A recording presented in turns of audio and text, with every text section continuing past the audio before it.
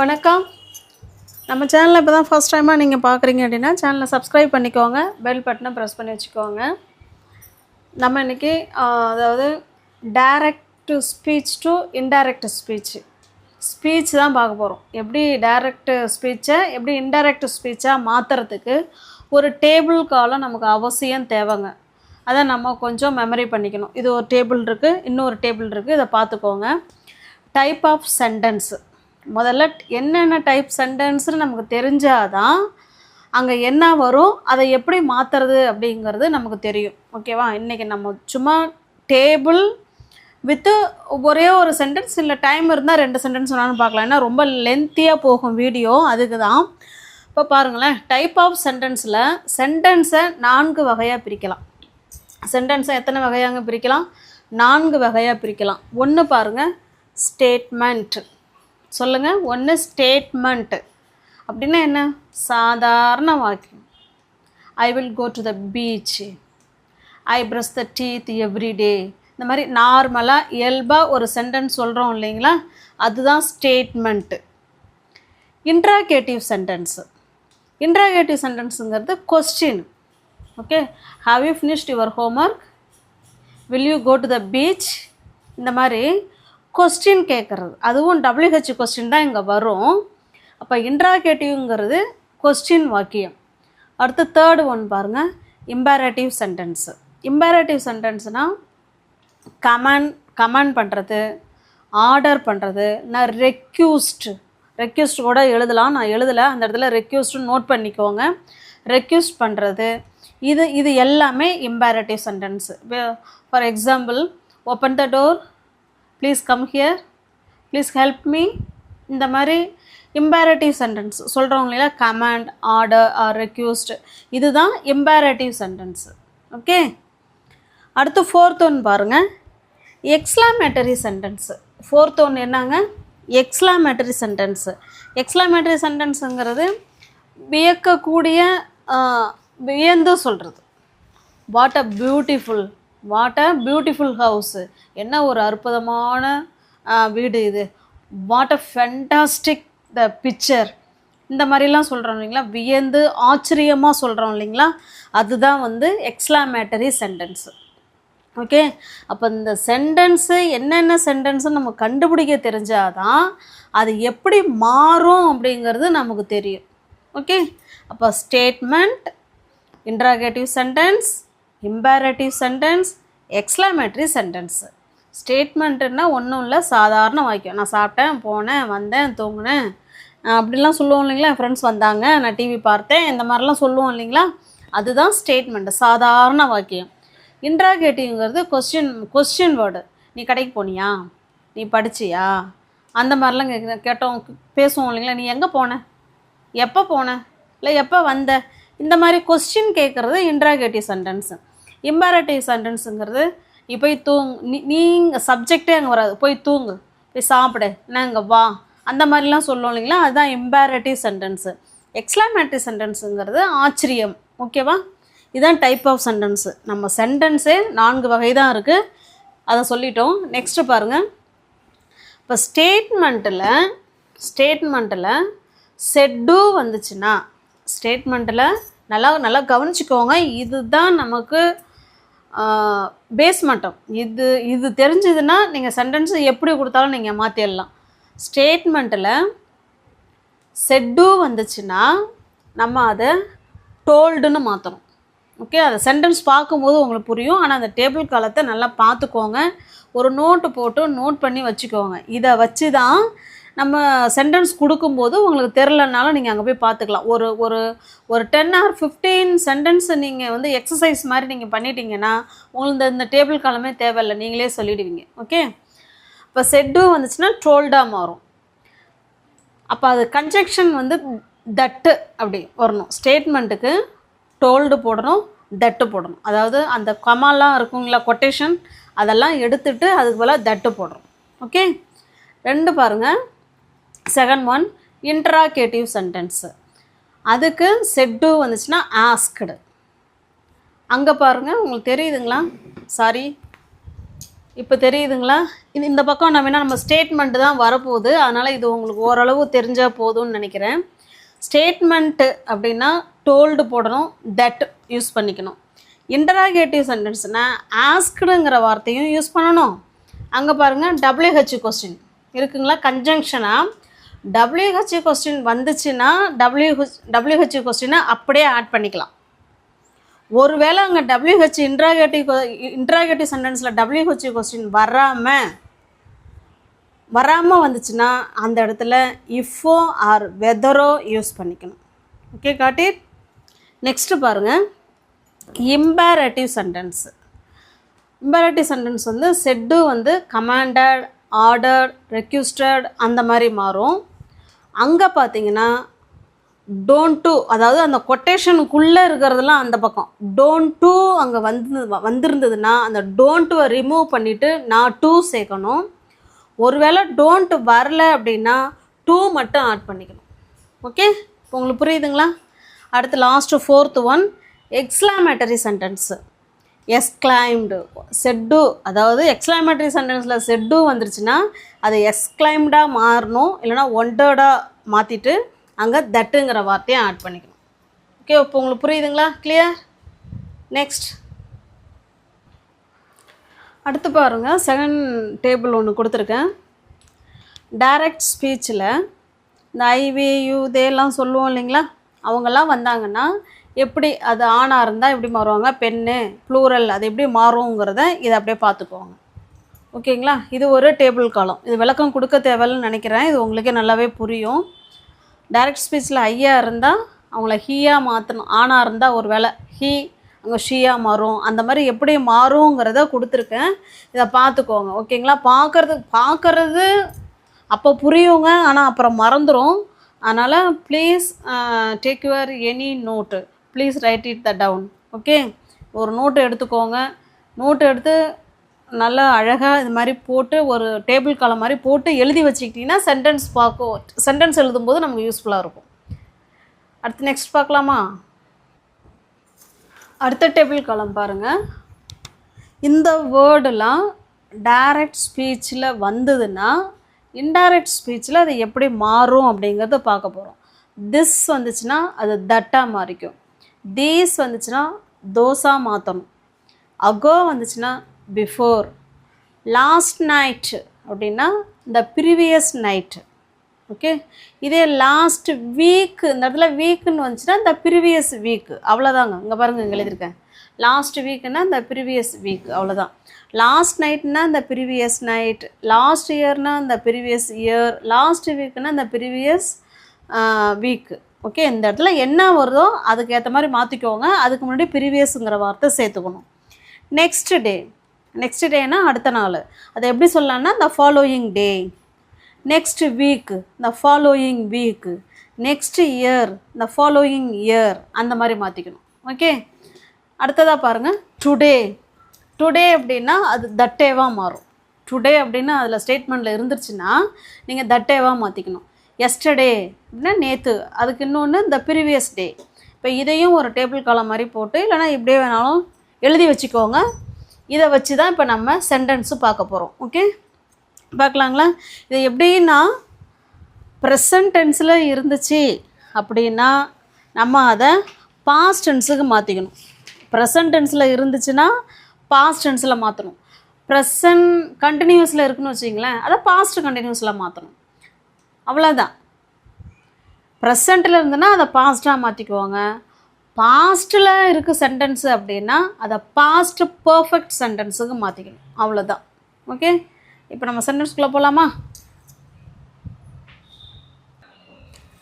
இப்போ இந்த சென்டென்ஸ் பாருங்கள்.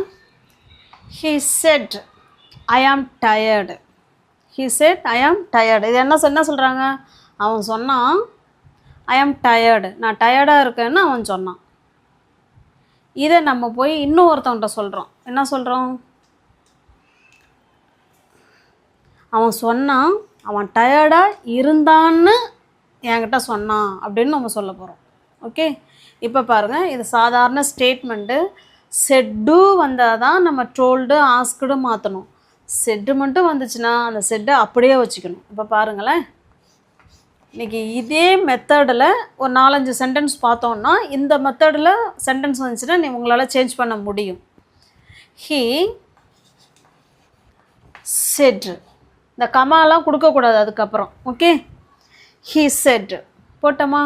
கன்ஜங்ஷன் என்ன வரும்னு சொல்லியிருக்கோம், இந்த கமாலாம் எடுத்துட்டா அந்த அட்டவணையை பாருங்கள், எழுதியிருந்தீங்கன்னா அந்த டேபிள் காலத்தை பாருங்கள். ஃபஸ்ட்டு எழுதியிருந்தேன் இல்லைங்களா கன்ஜங்ஷன், அப்போ தட்டு சேர்க்கணும்.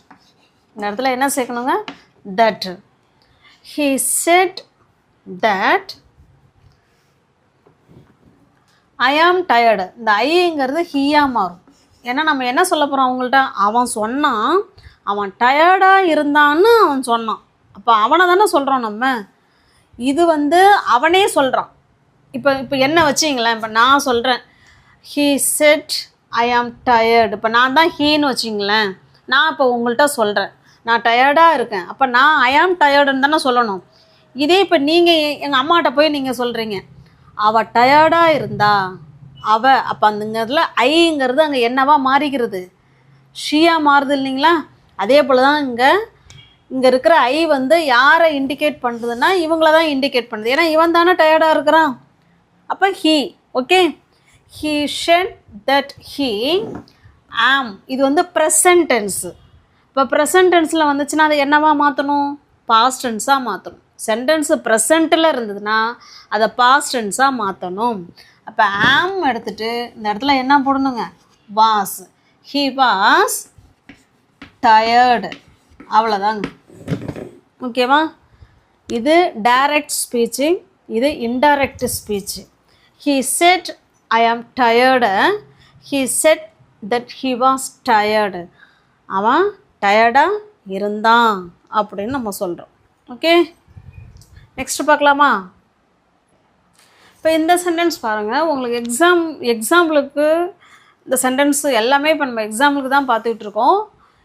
ஒருவேளை இந்த direct speech indirect speech, direct ஸ்பீச்சை இன்டைரக்ட் ஸ்பீச்சாக அந்த ஸ்பீச் மாற்றுறதெல்லாம் உங்களுக்கு எக்ஸாமுக்கு வரும். இது உங்களுக்கு எக்ஸாம் ஓரியன்டாக தான் நான் சொல்லி கொடுத்துட்ருக்கேன். வேணும்னா பாருங்கப்பா, நீங்கள் நல்லா ஈஸியாக உங்களுக்கு புரியும், நீங்கள் கண்டிப்பாக அப்ளை பண்ணலாம். ஓகே, உங்களால் முடியும். அதுபோல் இது பேசுகிறதுக்கும் ரொம்ப ரொம்ப ரொம்ப ரொம்ப இம்பார்ட்டன்ட். டைரக்ட் ஸ்பீச் ஸ்போக்கன் இங்கிலீஷில் ரொம்ப ரொம்ப இம்பார்ட்டண்டான ஒன்று. பாருங்கள், ஷீ ஷெட்டு, ஷீ செட். அவள் சொன்னா என்ன சொன்னா, நான் பசியாக இருக்கேன்னு அவள் சொன்னான். இப்போ இந்த ஐ யாரை தான் குறிக்குது, இவ்வளோ தானே குறிக்குது.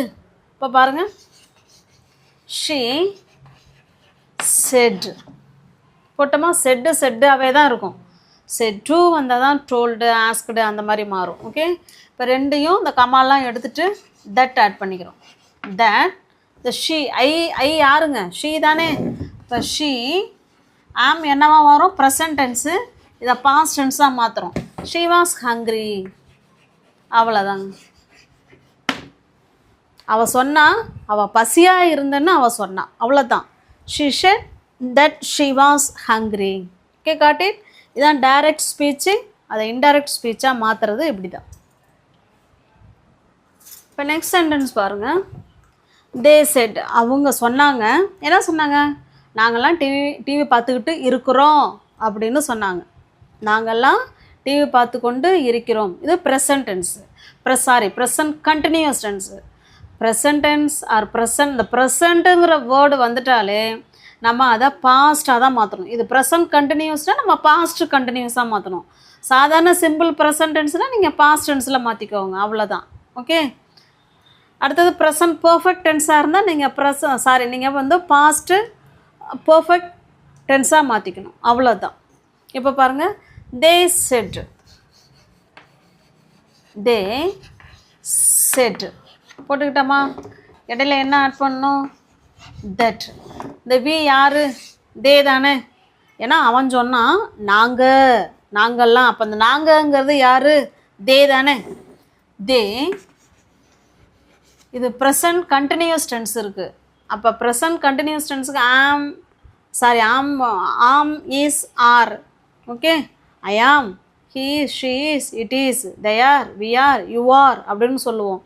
அதே நம்ம பாஸ்ட் டென்ஸுக்குள்ள அதை பாஸ்ட் கண்டினியூஸ் டென்ஸில் மாற்றினோம்னா வாஸ் அண்ட் வேர் வரும். இந்த இடத்துல தே வந்திருக்கிறதுனால வேர் யூஸ் பண்ணிக்கிறோம். they were watching TV. அவ்வளோதான். ஓகேவா, புரியுதுங்களா? இது ப்ரெசன்ட் கண்டினியூஸ் டென்ஸு, அதை பாஸ்ட் கண்டினியூஸ் டென்ஸில் மாற்றிருக்கோம். ஓகே, உங்களுக்கு புரியுதுங்களா? நெக்ஸ்ட் சென்டென்ஸ் பாருங்கள். ஐ செட், நான் சொன்னேன். என்ன சொன்னேன்? ஐ கேன் ஹெல்ப் யூ, என்னால் உனக்கு உதவி பண்ண முடியும்னு நான் சொன்னேன் அப்படின்னு சொல்கிறோம். இது எப்படி மாற்றலாம்? இப்போ நம்ம பார்க்குறது எல்லாமே ஸ்டேட்மெண்ட்டு. ஃபஸ்ட்டு ஸ்டேட்மெண்ட்டு சொன்னோம் இல்லைங்களா? ஸ்டேட்மெண்ட்டுக்குள்ள சென்டென்ஸ் மட்டும்தான் பார்க்குறோம்.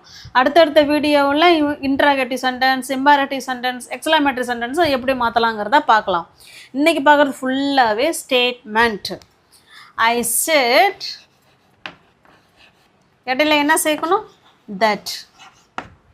ஓகேவா? இந்த இடத்துல நான் தான், அப்போ சேம் அதே தான் வரப்போகுது. ஐ, இது present. I can help you, என்னால் உனக்கு உதவி செய்ய முடியும்னு சொல்கிறோம். இப்போ இது ப்ரெசண்ட்டில் இருக்கிறத பாஸ்ட்டாக மாற்றணும்னா கேன் வந்து குட்டாக மாறும், வில் உட்டாக மாறும், ஷெல் ஷுட்டாக மாறும், மே மைட்டாக மாறும். அவ்வளோதான். ஐ கேன்ங்கிறதுக்கு பதிலாக could. I could help you, அவ்வளோதாங்க. I said that I could help you. Okay, இதான் டைரக்ட் ஸ்பீச்சை இன்டைரக்ட் ஸ்பீச்சாக மாற்றுறது இப்படி தான். நெக்ஸ்ட் சென்டென்ஸ் பாருங்கள். She said these apples are fresh. அவள் சொன்னால் இந்த ஆப்பிள்லாம் நல்லா ஃப்ரெஷ்ஷாக இருக்குது அப்படின்னு சொல்கிறான்.